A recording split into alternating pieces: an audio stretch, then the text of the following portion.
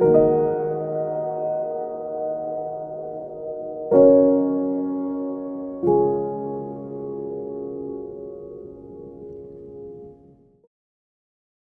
le musée est très récent, puisque ça fait à peu près ça fait un peu plus d'1 an. Les gens découvrent, en fait. On a la période de découverte. Excusez-moi, mais il existait déjà, mais simplement il était ailleurs. Oui, il était à la Maison des Consuls. La Maison des Consuls, on pouvait l'ouvrir vraiment l'été. Ah oui, d'accord. Mais au quotidien à la vie. Parce que là, en fait, que ce soit la médiathèque ou les musées, ICNO et ICNOSpace et Armand Viré, c'est ouvert du mardi au samedi midi. Je dis samedi midi parce qu'en principe, je ne travaille pas le samedi après-midi, sauf quand il y a des conférences. Je me garde en fait les samedis après-midi par rapport à ça.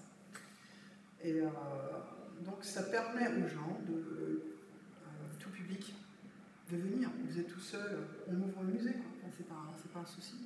On reçoit des groupes.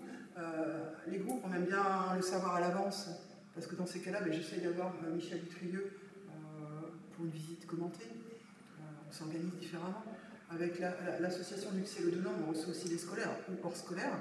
C'est-à-dire qu'on peut passer une journée.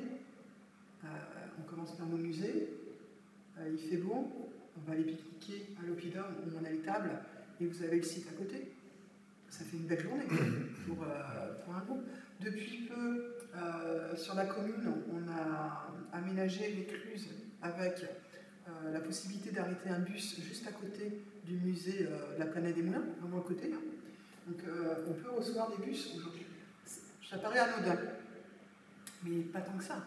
C'est-à-dire que le musée de la Planète des Moulins fait un bon nombre d'entrées à l'heure actuelle, a plus de renommée que nous, je pense. Et on va pouvoir commencer à voir les premiers cadres. Donc ça, c'est intéressant sur un plan touristique. Ça permet alors à des gens d'extérieur, mais aussi aux gens sur place de venir petit à petit. Les ruraux, je pense qu'ils commencent à venir. Et avec les sujets de conférence, on a ouvert un peu à tout. Donc là, moi, on a fait un sujet lié aux hommes et aux femmes de la préhistoire. Ça, c'était en juin. J'ai même fait venir un médium. C'est quand même atypique. Oui, il y a des sujets sur l'hypnose qui seraient à faire, d'autant plus qu'on a quelqu'un qui travaille là-dessus, qui est thérapeute au cabinet médical sur place à l'usage. Donc ça, c'est quelqu'un que je voudrais peut-être faire venir à un moment ou à un autre. Donc tout ce qui est développement personnel, moi je le vois à la bibliothèque, il y a une demande réelle. Il faut trouver les bons livres, je suis bien d'accord. Mais après, ça veut dire, il ne faut pas s'en cantonner au livre, il faut échanger. Et quand les gens se marquent en conférence, et qu'à la fin de la conférence, on ouvre la cloison, les gens découvrent ça, mais c'est eux qui feront la meilleure com. Ce sera toujours mieux que le plus beau discours. Une belle plaquette, on la remet, c'est une chose. Quelqu'un qui vous en parle, c'est quand même un bon roman.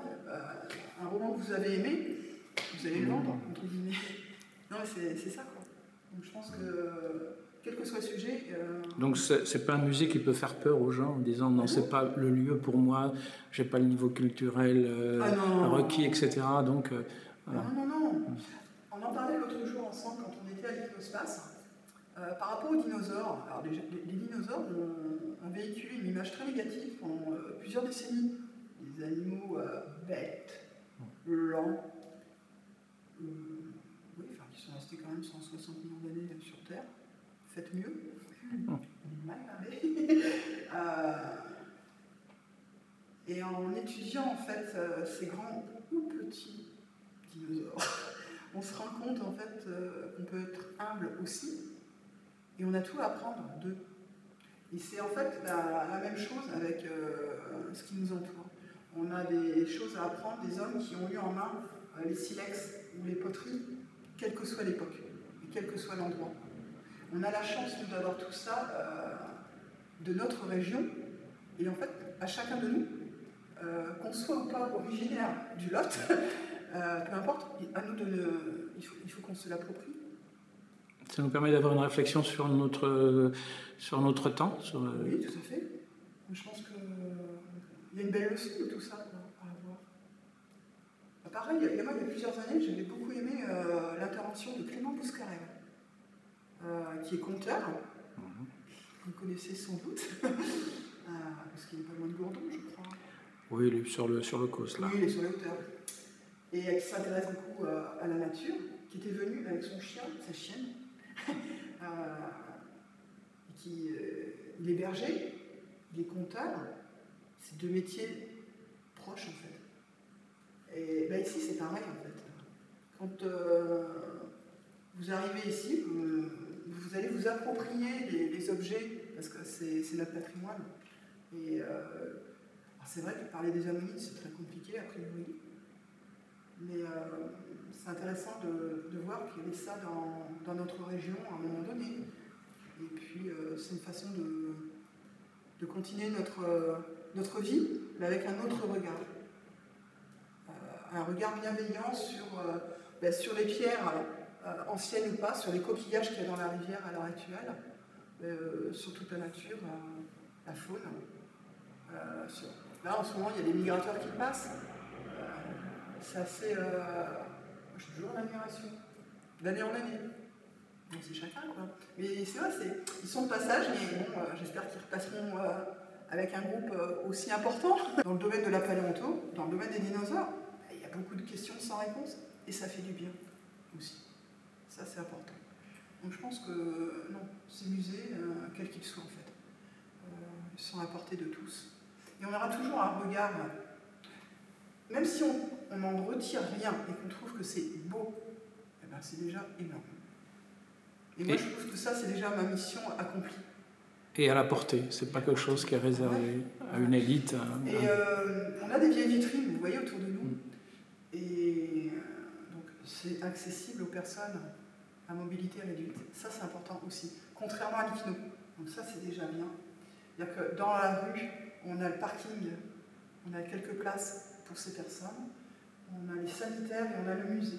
Et moi, j'ai fait venir un monsieur qui vient de temps en temps à la bibliothèque. Alors, il faut que vous testiez pour moi le musée. Parce que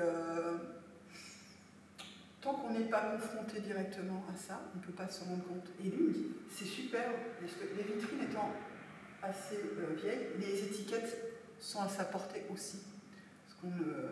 Aujourd'hui, on a des très beaux musées qui sont parfaitement équipés, avec des grands moyens, avec de nouvelles technologies. Ce n'est pas encore notre cas. J'espère que ce sera peut-être un jour, j'en sais rien. Mais en attendant, c'est un atout pour nous d'avoir aussi ce public-là.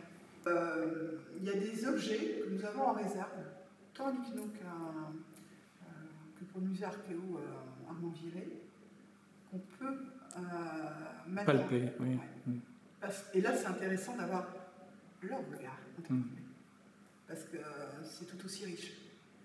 Moi, je me souviens d'une visite qui m'avait décontenancé à Pêche-Mer, où il y avait un malvoyant. C'était quand même un sacré challenge, tant pour lui que pour la personne qui l'accompagnait, de venir dans une grotte. Mais en fait, c'était très émouvant, parce qu'il y avait un ressenti que nous n'avions absolument pas, nous, voyants, parce que nous, on faisait des mots, et lui, il avait toute une autre façon de ressentir les lieux.